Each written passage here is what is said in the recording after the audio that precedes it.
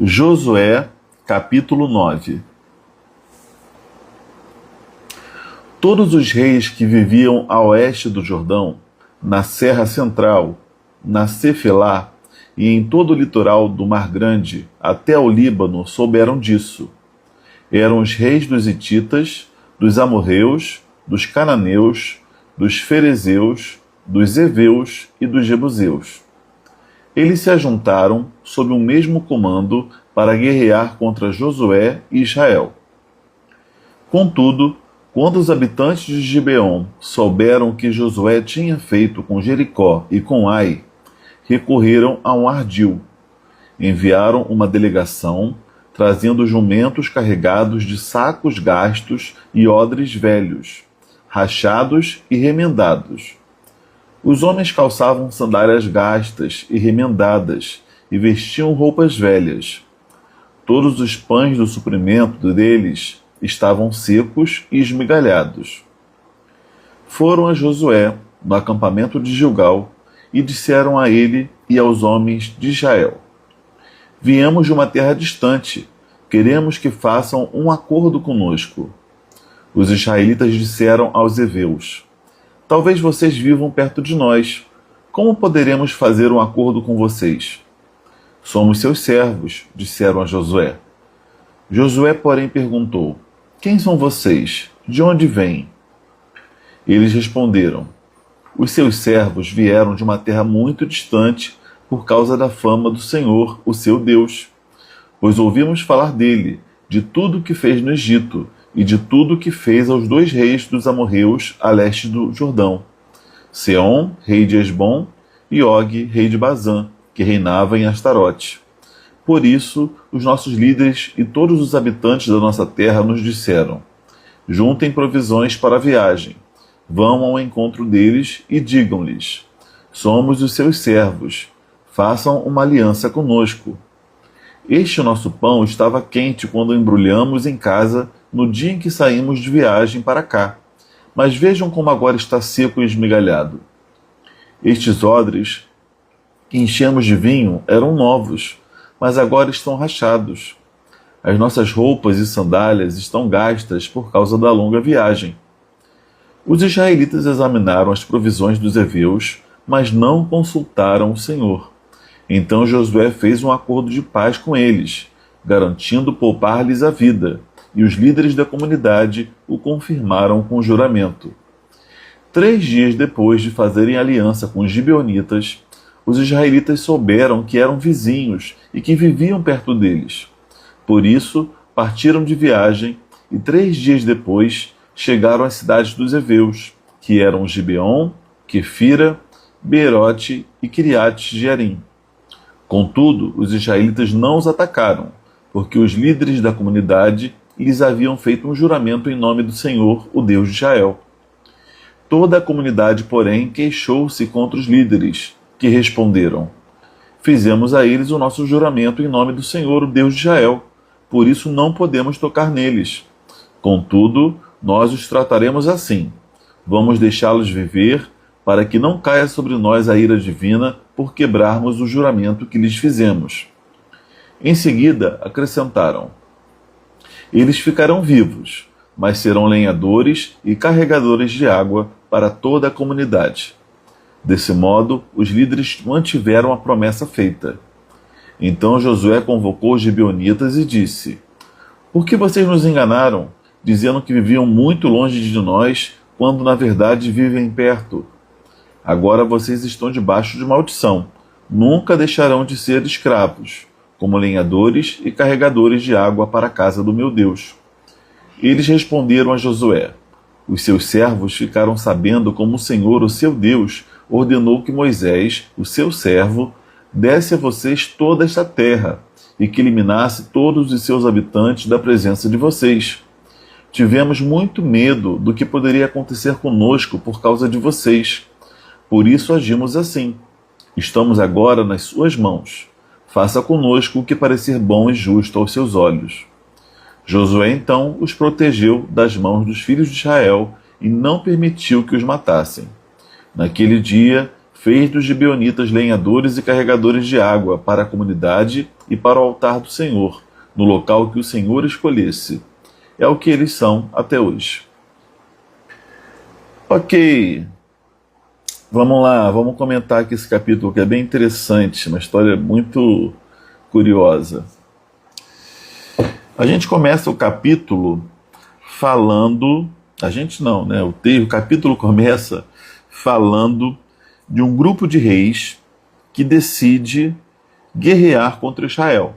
Né? Eles ficam sabendo da vitória de Israel contra Jericó, da vitória de Israel contra Ai, e eles falam, olha, nenhum de nós vai dar conta sozinho dessa situação, então vamos nos unir e vamos guerrear contra Israel. Então, a gente vê aqui que há uma falta de temor deles, né? E mesmo eles vendo Deus dando vitória a eles, vendo a fama de Israel, tudo que tinha acontecido a eles, eles decidem encarar, eles não se rendem, eles querem lutar contra Israel. E só um parênteses aqui, quando eu falo Israel, não é Israel enquanto nação, monarquia, constituída de forma política, né, como um Israel unificado. Não é Israel nesse sentido, é Israel como nação, povo, enquanto identidade, pessoas que tinham muitas coisas em comum, tinham ancestrais em comum e estavam agora lutando juntas por um território.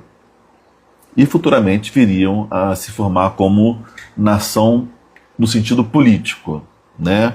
Então esse grupo de reis, eles não têm temor a Deus, eles apenas estão buscando estratégias humanas para vencer Israel. Isso são os reis do versículo 1 e 2 do capítulo.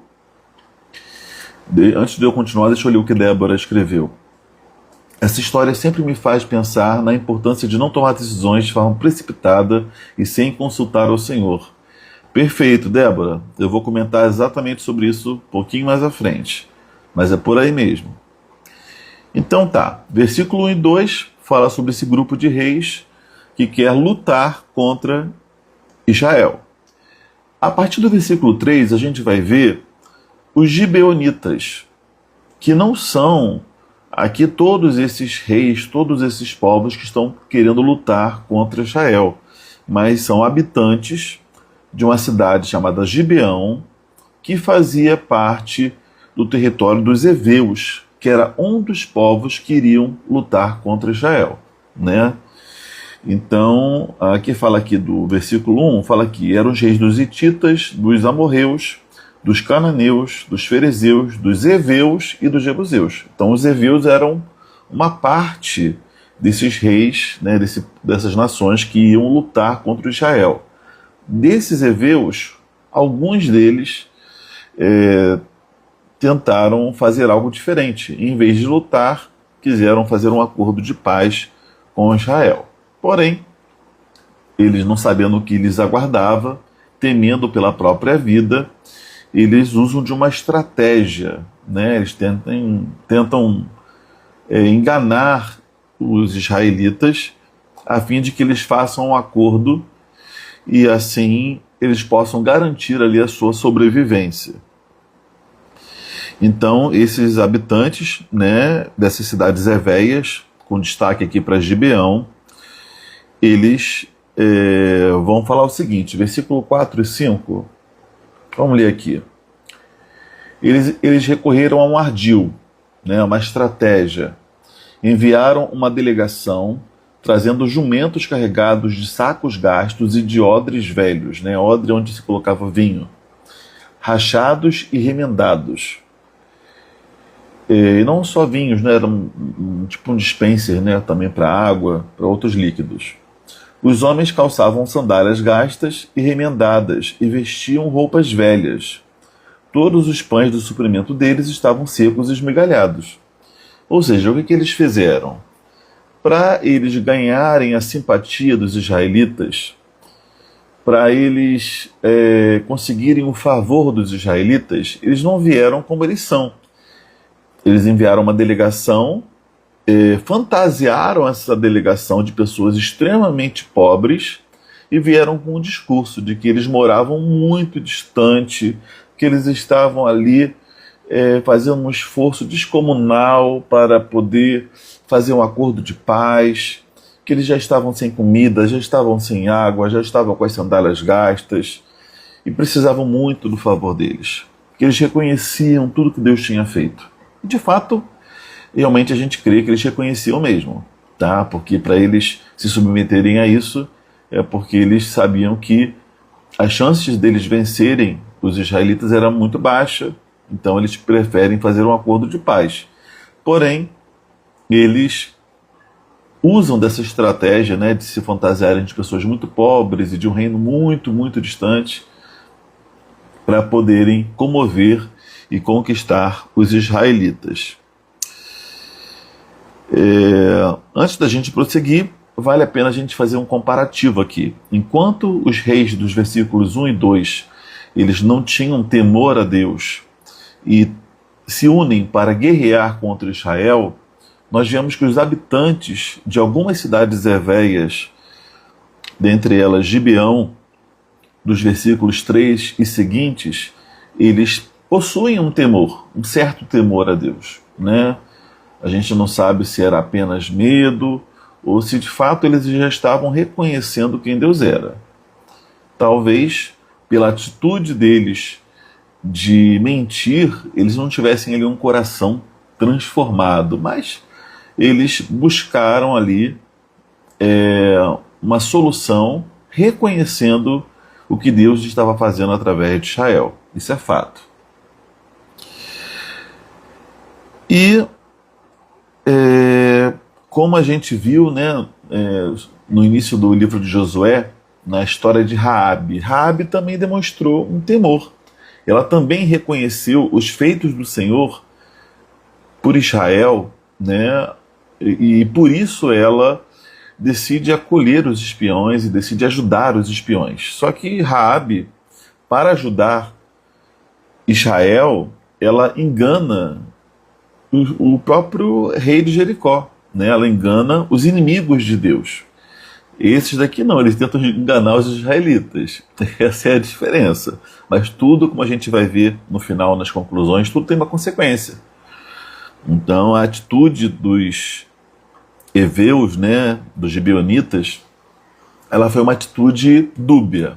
Em parte mostra um temor, um reconhecimento do Deus de Israel, e em parte também falhou eticamente, e por isso também isso vai trazer uma consequência para eles.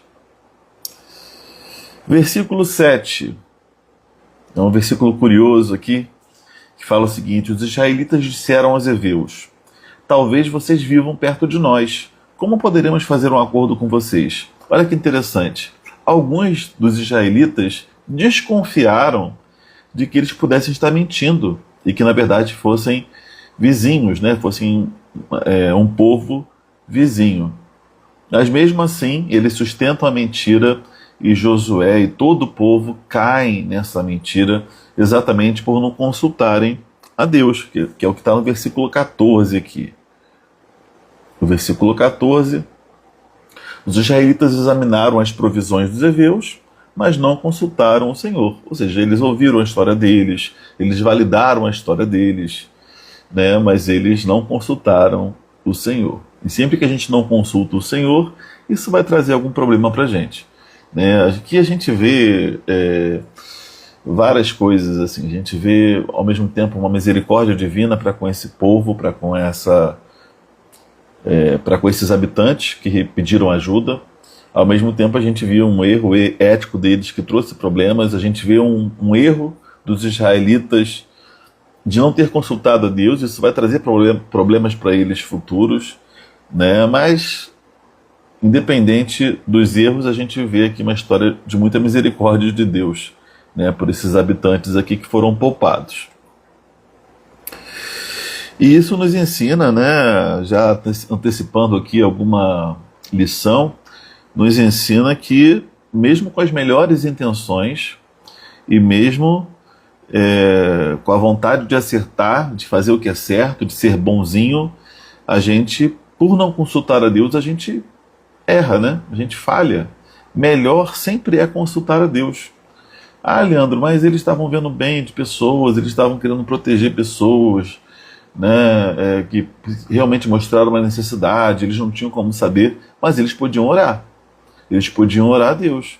Ah, mas Deus ia matar essas pessoas? Não sei, o texto não diz. Se Deus ia fazer com que eles agissem com misericórdia, se Deus ia permitir que eles matassem, o que ia acontecer. A gente não sabe, eu não posso dizer o que o texto bíblico não diz. Mas uma coisa é certa, eles não consultaram o Senhor, e isso daí trouxe alguma consequência para a vida deles. E é errado, a gente precisa consultar a Deus. Só Deus enxerga toda a situação. Eles enxergavam parte da situação. Às vezes a gente age com a melhor das intenções, a gente faz aquilo que parece melhor aos nossos olhos, mas só Deus conhece a realidade toda, né? Só Deus sabe todas as nuances. Deus sabe quem está mentindo, quem não está mentindo. Deus sabe quem está sendo duas caras com a gente, quem está sendo verdadeiro. Deus sabe se aquela porta maravilhosa de emprego no futuro vai se tornar uma maldição, vai se tornar um problema para nós, uma pedra no nosso sapato. Se Ele tinha outra porta melhor para a gente, temos que realmente consultar o Senhor, porque Ele sabe tudo, nós vemos em parte. Versículo 18. Contudo, os israelitas não os atacaram, porque os líderes da comunidade lhes haviam feito um juramento em nome do Senhor, o Deus de Israel. A gente percebe aqui duas coisas. Uma, que eles eram uma sociedade, os israelitas eram uma sociedade muito baseada na palavra, né? Aliás, povos milenares, povos antigos, eles têm essa característica de honrar muito a palavra, né? E às vezes é um crime muito grave você não considerar a palavra. Hoje em dia não, a gente tem que escrever tudo, né? Aqui no Brasil, e mesmo escrevendo, às vezes as pessoas não honram os compromissos. Mas em sociedades baseadas, né, na honra, na palavra, é contrato. Aquilo que é afirmado verbalmente é um contrato como qualquer outro. E ao mesmo tempo a gente vê também que havia um temor deles pelo voto, juramento que fizeram ao Senhor diante desses habitantes, né, esses heveus, esses gibeonitas, de que eles não fariam mal a eles. Uma vez que eles acordaram com os gibeonitas e na presença do Senhor, na presença dos sacerdotes, dos líderes de Israel, eles não poderiam voltar atrás. Eles disseram que não matariam eles, de que eles poupariam a vida deles, eles tinham que honrar, né? Então, essa é uma característica aqui que é o que poupa, né, a vida deles. Dá certo o plano desses heveus. Nós vamos ver em seguida que o povo reclama. E por que o povo reclama, né? O texto não vai falar claramente, mas tem algumas possibilidades aqui. O povo reclama primeiro porque foi enganado. Isso já gera revolta na gente. Quem é que gosta de ser enganado? Segundo, que eles estavam certamente contando de conquistar essas cidades, tomar os despojos dessa cidade, de habitarem talvez no território dessas cidades, e agora não, eles estão ali tendo que fazer um puxadinho gigante dessas cidades, e aqui agora fazem parte do povo de Israel, né? Mesmo que como escravos, eles agora devem ser protegidos por Israel, né? Eles não podem ser atacados por Israel. Então, eles perdem a liberdade, né, por conta da sua mentira. É o acordo mínimo que se faz ali, uma consequência imposta, já que Israel prometeu não tirar-lhes a vida.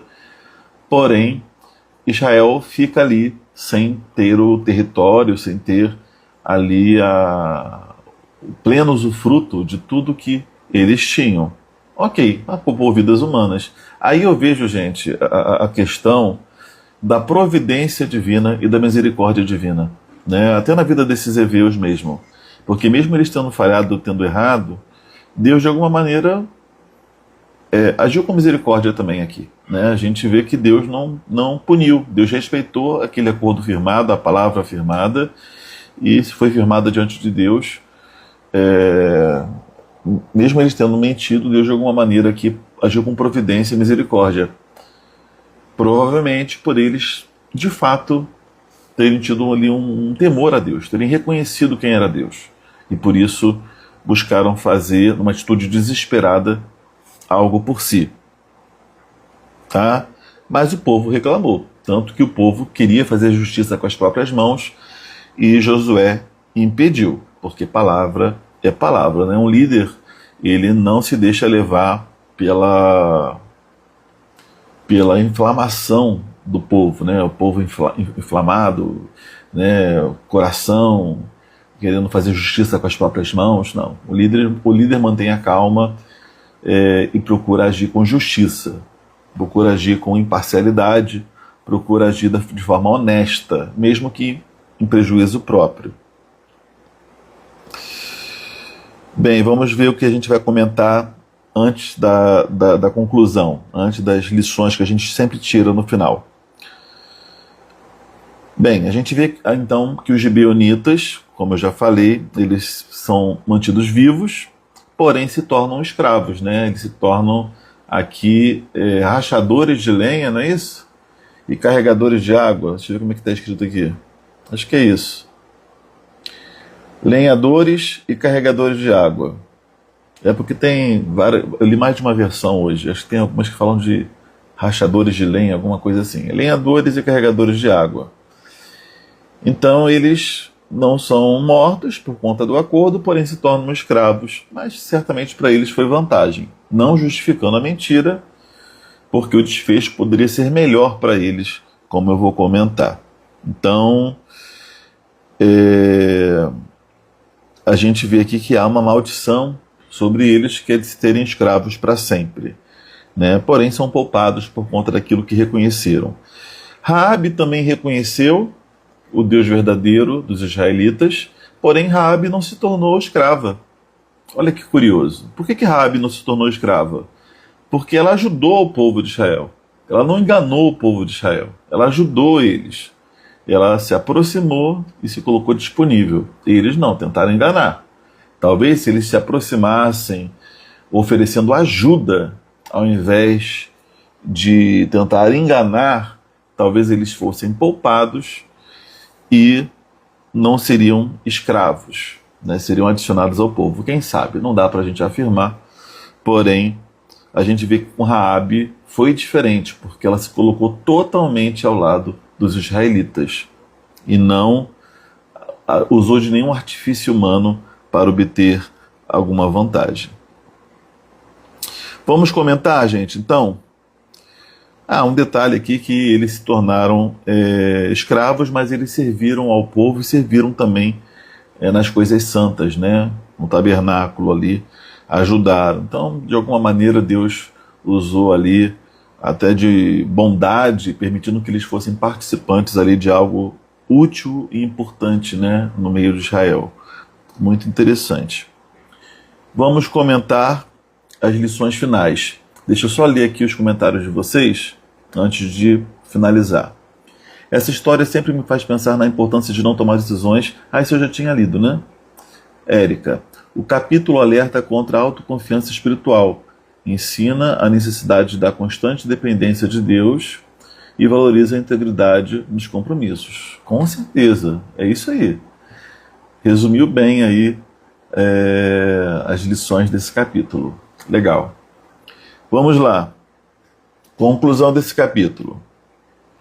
Primeiro, temor a Deus gera o quê? Gera vida. Falta de temor a Deus gera morte. Né? Eles temeram a Deus, mesmo que falhando na maneira de mostrarem isso, mas eles foram poupados, tiveram vida, temeram a Deus de alguma maneira. Porém, os reis, que a gente vê no versículo 1 e 2 do capítulo, eles não tinham temor. Eles resolveram lutar contra Israel. No próximo capítulo, capítulo 10, a gente vai ver que o resultado não foi bom para eles.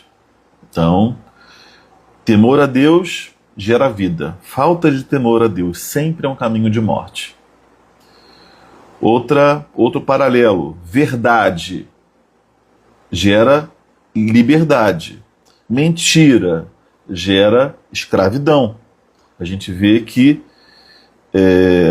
a verdade, né, com que Raabe reconheceu a Deus e lutou por aquilo que era verdadeiro, deu a ela não só vida, mas deu a ela liberdade. Porém, a mentira dos gibeonitas trouxe sobre eles o quê? Escravidão. Ainda que uma escravidão ali em Cristo, uma escravidão na presença do povo de Deus, mas ainda assim uma escravidão. Mas, glória a Deus, antes essa escravidão, né, que pela misericórdia divina eles têm, do que se eles estivessem mortos, né? Então, mas é princípio. Temor a Deus, vida. Falta de temor, morte. Verdade, liberdade. Mentira, escravidão. A verdade de Deus, os princípios de Deus, eles são muito claros e eles trazem consequências. Se a gente opta por aquilo que é verdadeiro, se a gente vive debaixo do temor de Deus, a gente vai viver muitas bênçãos de Deus de forma maravilhosa e plena. Mas quando a gente teme a Deus, mas tenta dar nossos jeitinhos, a gente atrapalha um pouco aquilo que a gente poderia viver em Deus. Ainda que as misericórdias de Deus nos alcancem, ainda que a gente tenha vida eterna, mas a gente vai dificultar a nossa vida de diversas formas por tentarmos, do nosso jeito, poupar-nos de sofrimentos. A gente só se atrapalha, né? Então, gente, sempre o caminho da verdade, sempre o caminho da total dependência de Deus, sempre o caminho de consultar a Deus, porque isso daí é importante para nós e para as pessoas que amamos também. Falamos aqui sobre consultar ao Senhor, né? Mesmo que a resposta pareça tão óbvia, né? Porque a gente fala assim, eu vou consultar a Deus por isso? Está tão claro aqui, tão óbvio. Mas é aquilo que eu falei, Deus enxerga tudo, nós só enxergamos parte. Precisamos consultar ao Senhor todas as questões importantes da vida, tá, gente? Não é, Senhor, eu pego o 49 ou eu pego o 46. Eu como um pão com cream cheese ou eu vou comer uma torrada com pasta de atum. Gente, não é isso, né? Não é infantilizar essa relação, não. Mas é consultar a Deus para todas as questões que são importantes na vida, né? Consultar a Deus nos poupa de problemas. Consultar a Deus nos livra de muitos males. Olá, Margot, seja bem-vinda, boa noite.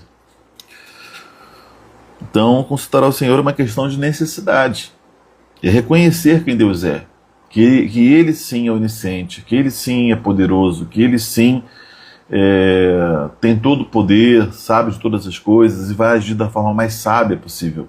Se reconhecemos quem Deus é, nós vamos recorrer a Ele sim, principalmente nas questões centrais da vida. Oração, discernimento bíblico, tudo isso é importante. Tudo isso vai nos poupar de muitas coisas, muitos problemas. Deus não vai nos livrar de tudo, tá, gente? É importante eu falar isso aqui, porque mesmo Israel obediente teve que passar por guerras, teve que lidar com situações que eles preferiam não lidar. Tiveram que conquistar cada território que Deus já tinha prometido. Obedecer e servir a Deus não os livra de todos os problemas. Tem muitos problemas que também fazem parte do que chamamos de contingências de um mundo caído. Estamos nele, vamos passar por aflições, como Jesus falou. Mas Jesus falou, tenha de bom ânimo, porque eu venci o mundo. Então, a gente vai passar por reveses. E temos uma humanidade também que está sendo transformada dia após dia pelo Senhor. Mas ainda é uma humanidade que sofre efeitos da queda. Então vamos falhar também no caminho, vamos falhar tentando acertar. A gente não pode tacar pedras aqui sobre Josué e os israelitas que agiram com boas intenções, mas falharam. Porque nós também, às vezes, vamos falhar com as melhores das intenções. Mas o mais importante do que não falhar é a gente aprender com os erros, é a gente crescer com as experiências e cada vez mais errar menos, e poder glorificar mais a Deus, porque isso vai nos deixar felizes e esse é um caminho de felicidade para a nossa vida. Então é isso, e Deus tem a melhor solução sempre, mesmo que a gente não esteja enxergando uma solução melhor, mas Deus sempre tem a melhor solução. Nunca o nosso jeito, né, os nossos caminhos, por mais sábios que sejam e por mais que resultado de uma mente criada pelo Senhor para pensar e chegar a conclusões, mas nunca vai ser melhor do que a vontade de Deus. A gente conhece a vontade de Deus o quê? Orando, lendo a Bíblia. E Deus, por vezes, vai nos revelar de forma sobrenatural o que Ele quer e, por vezes, Ele vai usar o nosso próprio discernimento e inteligência para chegar a conclusões. O que importa é, eu preciso consultar a Deus. Da maneira como Deus vai fazer. Se Ele vai falar de uma maneira sobrenatural ou se Ele vai permitir que eu tome decisões com base naquilo que eu sei, naquilo que me parece razoável, o que importa é eu reconhecer a Deus em todos os meus caminhos e consultá-lo, orar a Ele, e então estar aberto para Ele conduzir da maneira que Ele quiser. Isso é importante, porque aí o mais importante é exatamente cair a nossa autossuficiência e Deus ser exaltado e honrado como aquele que realmente sabe mais do que nós, né, e pode agir na nossa carência humana, né, de saber todas as coisas e de fazer o melhor por nós. E Ele tem a visão da totalidade, enquanto nós só vemos o agora, exatamente. E o que está à nossa frente é apenas perfeito, né? Então a gente reconhecer isso é fundamental aí para o nosso sucesso, para as nossas vitórias. A gente viu nesse capítulo também a importância da palavra, a importância dos votos feitos diante de Deus. Precisamos honrar. Josué pode até ter falhado, alguns ali de Israel falharam ao dar um voto de confiança a estranhos sem consultar a Deus, porém, eles acertaram de não fazer justiça com as próprias mãos, de não deixarem que o calor da emoção ali de ter sido traídos fizesse eles cometerem um erro maior ainda. Então eles acertaram de honrar a sua palavra, não só para com os gibeonitas, mas principalmente o seu voto para com Deus, né? Porque eles fizeram um acordo com os gibeonitas na presença de Deus, então eles deveriam honrar. Perfeito aqui, muito importante. A nossa palavra como cristãos, diante de pessoas, até não cristãos, ela é fundamental. Isso serve de testemunho. As pessoas verem que nós somos inteiros, somos verdadeiros, honramos compromissos, honramos aquilo que falamos que vamos fazer, né? Ou que não vamos fazer. É muito importante. Vemos aqui também no capítulo 9 de Josué que muitos do povo reclamaram, né, por conta dos problemas gerados pelos gibeonitas, ou pelo que deixaram de ganhar, pelo que foram prejudicados pela presença dos gibeonitas. E geralmente é assim, né, a gente reclama daquilo que nós mesmos demos causa. Porque ali era uma unidade, era o povo decidindo fazer o acordo com os gibeonitas e era o povo agora reclamando. Às vezes a gente é assim, né? A gente coloca na conta de Deus coisas que nós damos causa, né? Então temos que refletir se às vezes aquilo que estamos reclamando não é da nossa própria resultado da nossa própria ação, né? na nossa vida, né? Claro, a gente pode pedir a Deus misericórdia, pedir a Deus o seu favor. Senhor, perdoa porque eu cometi erro, eu tomei decisões erradas e agora eu estou colhendo consequências disso. Tem misericórdia de mim, né? Mas você vê, por conta deles talvez não reconhecerem a sua parcela de responsabilidade, eles talvez cometessem erros maiores ali, tentando eliminar aqueles com quem tinham feito um acordo diante de Deus. Aí, se eles fizessem isso, talvez traria consequências muito mais graves para Israel, né? Mas graças a Deus que Josué interviu ali. E por fim, algo aqui que eu escrevi, que é melhor ser escravo de Deus do que a falsa sensação de liberdade que nos leva à morte. Os reis dos versículos 1 e 2, eles tinham uma sensação de que eles eram independentes, de que eles poderiam contra Israel, por isso que eles se unem, acreditando que a união das suas forças poderia levá-los à vitória.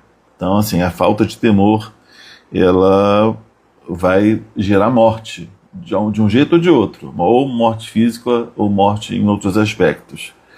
Agora, ser escravo de Cristo, ainda que possa parecer aqui algo ruim, ainda assim foi vantagem, convenhamos, foi muita vantagem para os heveus, para os gibeonitas, e é melhor ser escravo de Deus, sabe? Eu reconheço que se não fosse Jesus na minha vida, eu continuaria sendo escravo do pecado, e o pecado não me traz nada de bom, ele só me traz morte, só me traz dor, só me traz separação de Deus, que é a vida, né, em pessoas. Deus é tudo de melhor que eu posso esperar, né? Então, ser escravo do pecado eternamente é estar separado de Deus e da beleza e da virtude para sempre. E que bom que Deus me tirou desse lugar. E hoje eu me vejo escravo de Cristo. Não porque Ele me trate como escravo, porque na verdade Ele me trata como um amigo, como um filho, né? Deus tem essa relação conosco, mas porque realmente, se Ele não me conquistasse para si de forma definitiva e não me fizesse o seu servo, e eu sou servo de Deus de forma totalmente voluntária e feliz, eu estaria num outro tipo de escravidão. Então, assim, glória a Deus por sermos escravos de Cristo. Como Paulo fala, né? Paulo fala que ele era prisioneiro do Senhor. A gente ser escravo de Cristo é a melhor coisa que pode nos acontecer, porque na escravidão a Ele, tá? Aí eu já estou fazendo aqui um paralelo com a soteriologia, que é falando dessa realidade espiritual da salvação, quando somos totalmente assim pertencentes ao Senhor e agora submetidos à vontade de Deus, é aí que encontramos a verdadeira liberdade. A verdadeira liberdade está em servir a Deus, ser servo de Deus. E eu espero que cada vez mais eu possa servi-lo de todo o meu coração, porque ser escravo de Cristo é ser o homem mais livre do mundo.